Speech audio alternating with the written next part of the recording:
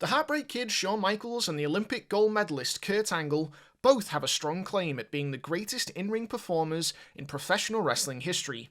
So when their paths were set to cross in 2005 at WrestleMania 21, the wrestling world was ready to see if these two could deliver on the grandest stage of them all.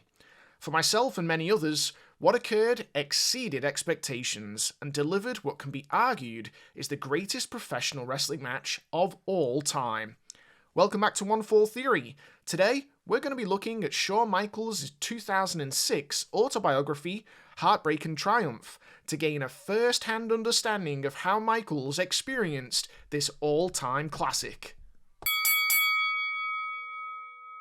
I was at home rehabbing my knee when Michael Hayes called and presented me with the idea of wrestling Kurt Angle at WrestleMania 21. Given my physical condition, I wasn't sure it was a good idea. I knew how good Kurt was, and I didn't know if I could keep up with him. "Shawn," Michael said, "to be honest with you, I think you're in better shape than Kurt is. He has a really bad neck. You'll be just fine." I wasn't aware of Kurt's injuries. I was on Raw, he was on SmackDown, and I didn't know him well. All I knew was that he was really good. I thought over it for a little while, and really couldn't come up with a reason why I shouldn't wrestle Kurt. We went to work figuring out how we could do a program. Kurt, Michael, Brian Gewirtz, a TV writer, and myself threw a lot of ideas out there, and what we finally came up with was that I would claim to be the best professional wrestler of our generation, and Kurt, with his Olympic, World, and NCAA championships, would claim to be the best amateur wrestler of our generation. Our match at WrestleMania would determine who was the best wrestler, period. Because we were working on separate shows, we couldn't confront each other all the time, and it was a little tricky coming up with a program. We decided to do something similar to what Chris Jericho and I did leading into WrestleMania 19. Kurt was going to go back through my career and do everything that I had done, but do it better and faster. Now, I'll interject here into our look back because Shawn does go into a bit of a description about what occurred to bring back Marty Jannetty in that infamous sexy Kurt Angle and Marty Jannetty angle, but we're going to save that for another video and dive straight back into talking about this match. 2 days before WrestleMania, Kurt called me to confirm that we were going to meet the following day to go over our match. We'd thrown a few ideas out to each other, but we really couldn't come up with anything concrete because we still didn't know who was going to win. That was a serious problem because it's darn near impossible to lay out a good match if you don't know who's going to win.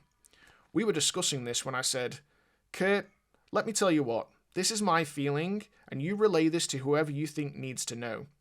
Babyfaces are going over on the entire show.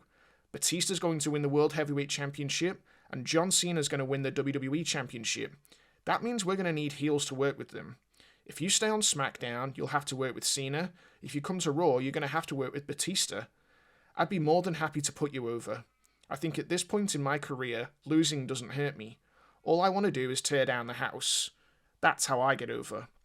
"Well, Shawn, I appreciate that, and I'll see you tomorrow." The day before WrestleMania 21, Kurt and I met with Pat Patterson and began laying out our match.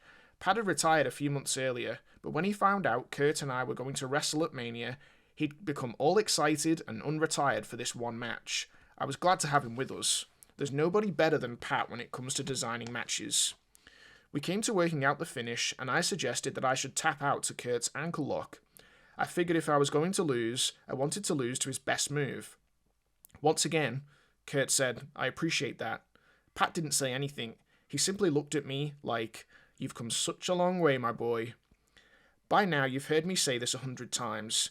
We had a great match. We tore the roof off the building. We stole the show. We tore the house down. This time, I'm not going to say that. I recommend that you go out of your way to get the DVD or the video and watch this match, and judge for yourself how we did. I'll tell you what some other people thought about it, though. After it was over, we came to the back and received a standing ovation, not from fans, but from our fellow superstars, as well as the agents and creative folks. Undertaker, whose opinion I value, pulled us aside and said, "Unbelievable, guys." When I told him that I felt bad about going a little long in our match, this meant that someone else's match had to be cut short a few minutes, he told me it was 7 minutes well spent.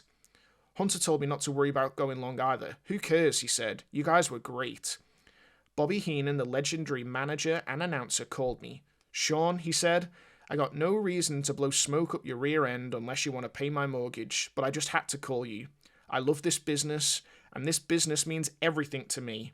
I've been in this business for 41 years, and I have never seen a match like that. That's the best wrestling match I've ever seen. I decided to skip the post-WrestleMania party that night. Instead, I went back to the hotel room with Rebecca and the kids. I ordered a pizza, and I settled in to watch the Polar Express with Cameron. Soon he fell asleep in my arms. Cheyenne was sleeping softly as well. I looked at my children, and then Rebecca. I smiled and said, I'm living the greatest life a man could ever live. Okay, and we're going to stop it there. So, I've said this in other videos, but I'll restate it here again. In my opinion, Shawn Michaels is the greatest in-ring performer of all time, and I think when you consider the candidates for the greatest wrestling matches of all time, Michaels' name's attached to so many of them. Now, it's also worth noting that this book was published in 2006, so it actually doesn't take into account many of the other classics that Shawn would go on to have, including his WrestleMania 25 match against The Undertaker. But, in my opinion, for pure athletic storytelling, wrestling at its pure kinetic and emotional best, this match is the greatest of all time. And to hear the praise that he received from the likes of The Undertaker and Bobby Heenan, it really reinforces that belief. Now, at the time, when this aired live, I remember being so disappointed that Shawn lost, and to make it worse, for me as a fan, that he lost via submission, but after reading this book and knowing the thought that went into those decisions, it really only further cements this match's greatness. So, now it's time for you to be heard. Is this the greatest wrestling match of all time? Do you agree with me that Kurt Angle and Shawn Michaels both deserve to be recognised as two of the best to ever do it? And finally, how much does Dave Meltzer need to drop to his knees and beg for forgiveness for not rating this match as 5 stars in his so often infuriating, yet undeniably influential rating system? Let me know in the comments section, and if you enjoyed this content and you'd like to see more of it, then please consider supporting the channel by hitting like and subscribe before you leave. Until next time, this has been One Fall Theory, where we smarten up and smack down.